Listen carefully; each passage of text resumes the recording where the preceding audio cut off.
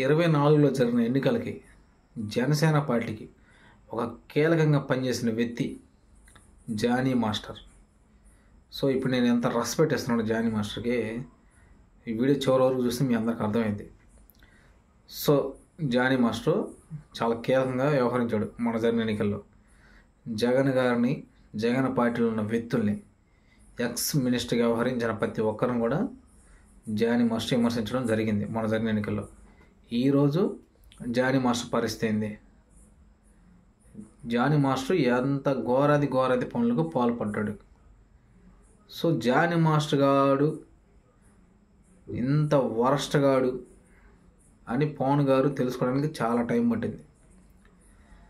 So తెలుసుకున్న వెంటనే ఇలాంటి దరిద్రుడు జనసేన పార్టీ కార్యాలయంలో మళ్ళీ అడుగు పెట్టకూడదురా అని చెప్పి వెంటనే ఈ దరిద్రుని పార్టీని సస్పెండ్ చేసి ప్రతి ఒక్క కార్యక్రమానికి ఈ జానీ గారు రాకుండా చేశాడు పవన్ గారు.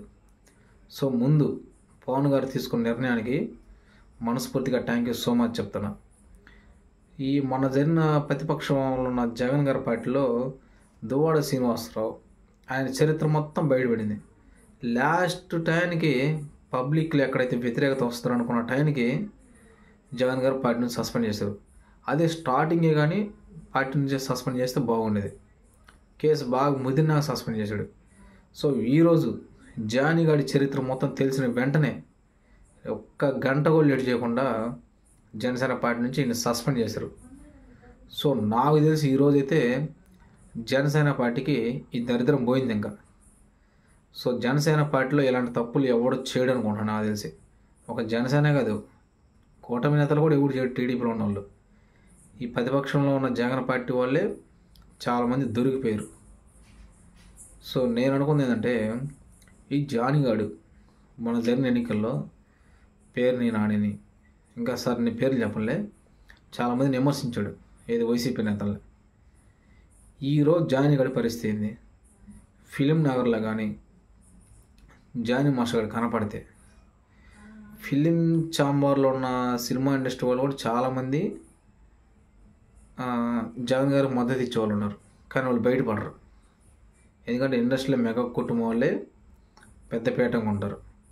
సో జగన్ గారికి మద్దతు ఇచ్చేవాళ్ళు కూడా ఈరోజు జగన్ గారికి కనపడితే ఫిలిం ఛాంబర్ దగ్గర లేదా మాదాపూరు, మియాపూరు, పంజాగుట్ట, హైటెక్ సిటీ దగ్గర జానీ గారిని చెప్పుకోకూడదని సిద్ధంగా ఉన్నారు. ఎందుకు? జానీ గారు చేసిన పనులు అట్టంటే ఈరోజు. సో ప్రతి ఒక్కరు జానీ మాస్టర్ అంటారు.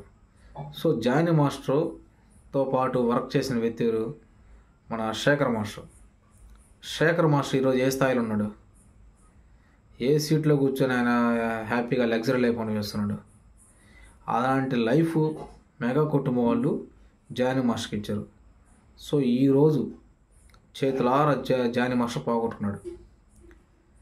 అటు పవన్ గారి సినిమాలకైనా లేదంటే రామ్ చరణ్ గారి సినిమాలకి, చిరంజీవి సినిమాలకి కొన్ని సాంగ్స్ కొరియోగ్రాఫ్గా మంచి అవకాశం ఇచ్చారు వాళ్ళు. సామాన్యంగా వాళ్ళు ఎవరు దగ్గరికి రానిరు.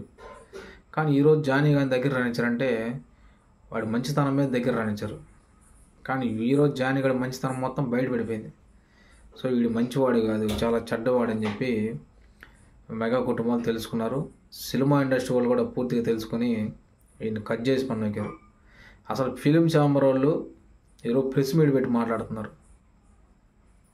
ఎందుకు చాలా సిగ్గుగా ఉంది ఫిలిం ఛాంబర్ వాళ్ళు అట్లా మాట్లాడుతుంటే. వాళ్ళు మాట్లాడడం తప్పు లేదు. ఒక జనసేన పార్టీలు ఉంటూ కీలకంగా వ్యవహరించిన వ్యక్తి జానీ గారు ఎట్లా చేశాడంటే బయటకు వెళ్ళాలని సిగ్గుగా ఉంది. ఇన్ని రోజులు వైసీపీ నేతలనే చూపిస్తూ ఉండేవాళ్ళు ప్రతి ఒక్క ఛానల్లో. ఆ దువ్వాడ శ్రీనివాసరావు గురించి, అలాంటి వాళ్ళ గురించి చూపించేవాళ్ళు. సో దువ్వాడ శ్రీనివాస్ సైలెంట్గా ఆ టెక్కల నుంచి పారిపోయి, సరే ఆయన పర్సనల్గా ఎట్టానే కానీ బయటకు వెళ్ళిపోయాడు, మంచిగా బిజినెస్లు చేసుకుంటాడు, హ్యాపీగా ఉంది.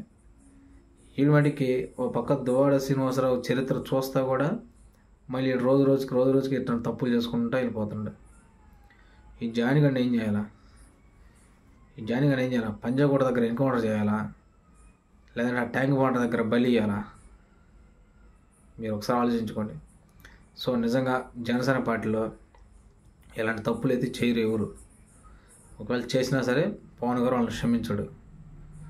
సో దయచేసి ఎవరు కూడా కూటమి నేతలు మంచి అవకాశం వచ్చింది ఈరోజు. 24లో గెలవడం అంటే మామూలు విషయం కాదు. 19లో ఓడిపోయి మళ్ళీ 24 వెంటనే గెలిచారంట 5 ఇయర్స్లో. చాలా గొప్ప అవకాశం ఇది. సో కూటమి నేతలు ఎవరు కూడా ఇలాంటి పొరపాట్లు చేయకుండా ఏదైనా మీరు రాజకీయంలో రాకముందు మీరు ఎలా ఉన్నది ఎవరు పట్టించుకోడు. పొలిటికల్ ఎంట్రీ ఇచ్చినాక మీ చరిత్ర మొత్తం రన్ అయింది. దాన్ని దృష్టిలో పెట్టుకొని మీరు ఒకవేళ పొలిటికల్ ఉంటూ కూడా పర్సనల్గా ఏదైనా చేస్తున్నా సరే మీ ఎమ్మడ పడతామంటే మీడియా ఛానల్ అన్నీ. మీరు ఎక్కడున్నా సరే మీడియా ఛానల్ మిమ్మల్ని వదిలిపెట్టదు. ప్రతి ఒక్కటి ఆరాధిస్తూ ఉంటుంది మీ బయోడేటా మొత్తం. సో మీ బయోడేటా మొత్తం అంటే పొలిటికల్లో రాకముందు మీ బయోడేటా గురించి ఎవడు పట్టించుకోడు. ఎంట్రీ ఇచ్చిన మటుకి ఎలా ఉంది నీ బిహేవియర్ అనేది చూస్తారు. సో దాన్ని దృష్టిలో పెట్టుకొని కూటమి నేతలు ఎవరు కూడా ఇలాంటి తప్పులు చేయకుండా ఉండాలని కోరుకుంటున్నా. సో ఇన్ కేస్ జనసేన పార్టీలో కూడా చేస్తుంటే ముందే పక్క వెళ్ళిపోండి. లేదు టీడీపీలో కూడా చేస్తుంటే వాడు కూడా ఉంటే పక్క వెళ్ళిపోండి. ముందే మీ అంతటి మీరు పక్క వెళ్ళిపోండి. కావాలని చెప్పండి మీరు చేసి ఎట్లా దొరికిపోవడం, పరువు తీయడం పార్టీకి సిగ్గుచేటుగా ఉంది. సో రెండోసారి ఇలాంటి తప్పులు ఎవరు చేయరనుకుంటున్నా, చేయకూడదని కోరుకుంటున్నా. Thank you.